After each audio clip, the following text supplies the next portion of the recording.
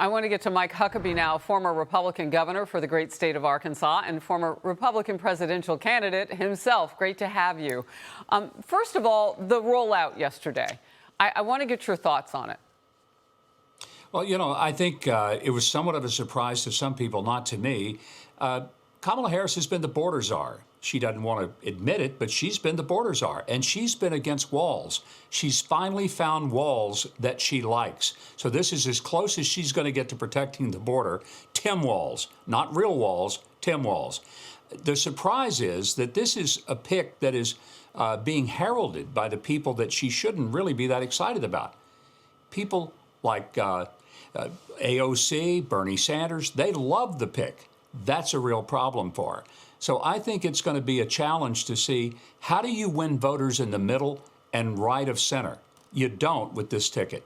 And you're going to need to do that in places like Pennsylvania. And when you look at the map, it's going to be difficult for her. And Donald Trump will need to win Pennsylvania too, but she has to win it. Well, she does. And I think that part of the problem is politics is like putting out a plate lunch, Harris. And one of the things you do, you look at meat, the vegetables, and the dessert. You pick the issues that are most important to the voters.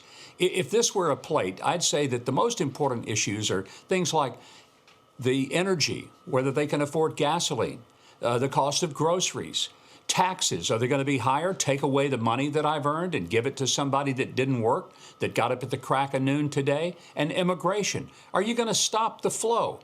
Then you've got the vegetable portion of the plate.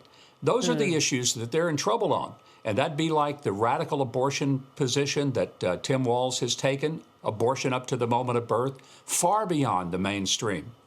The transgender issues, putting tampons in all the boys' bathrooms, taking parental rights away and saying that if you do not support your child, and I'm talking about a child, not an 18-year-old, but a 13-year-old, going into a transgender surgery, then the government can take your children from you. That's a radical position and one a lot of Americans would find disgusting. Then you've got the dessert. That's going to be the things like the personal issues, the DUIs, the National Guard issues. That's the plate, and you try to keep it in proportion because you want to make sure that the issues that the voters care most about are the issues that you put out there. And that's the message that I would put for the Republicans. Put your plate together, but give the attention to the meat, a little bit to the vegetables.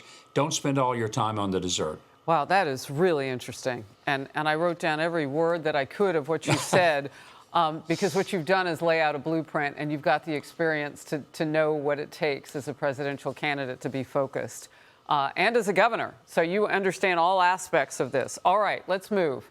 Moments ago, J.D. Vance laid out the two tickets, very different views for America. Watch this. So to the American people who have a chance to choose a better path in November, I'd ask you to choose the candidate who will stop that fentanyl from coming into our communities, who will stop our parents from losing their lives to this terrible fentanyl overdose and stop the children from dying as well.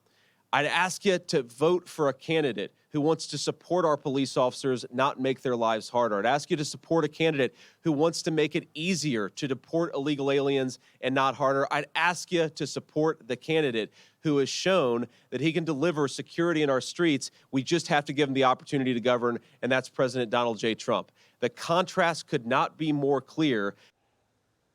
He seemed to hit it all. I mean, he hit the meat, the vegetables, and the dessert, as you put it. Yeah, I think he did.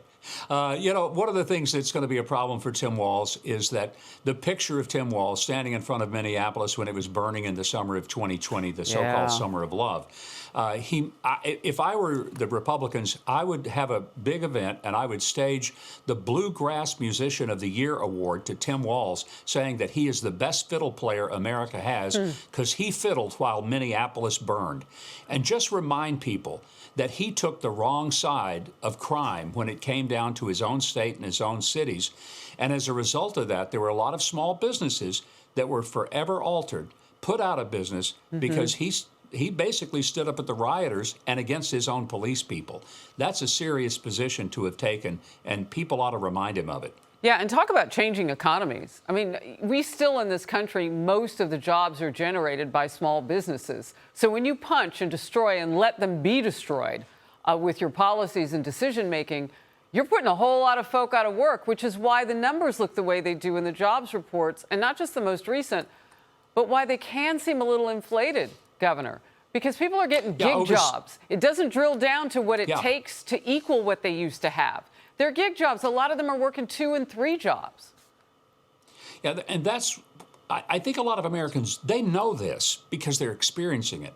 And the fact is, small business makes up over 70% of the jobs. Quite frankly, the globalists and the corporatists, they're going to be fine. It doesn't matter if Harris gets elected. They'll find a way to make money. They've got buildings filled with lawyers and accountants that get them through whatever tax impositions that are going to be placed upon them. That's not true for small business operators. Exactly. It's not true for the mom and pop stores.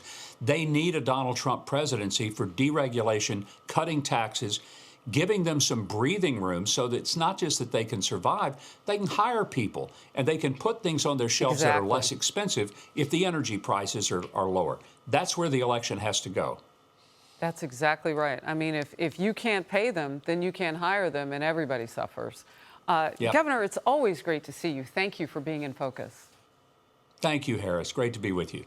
Hey everyone, I'm Emily Campagno. Catch me and my co-hosts Harris Faulkner and Kaylee McEnany on Outnumbered every weekday at 12 p.m. Eastern, or set your DVR.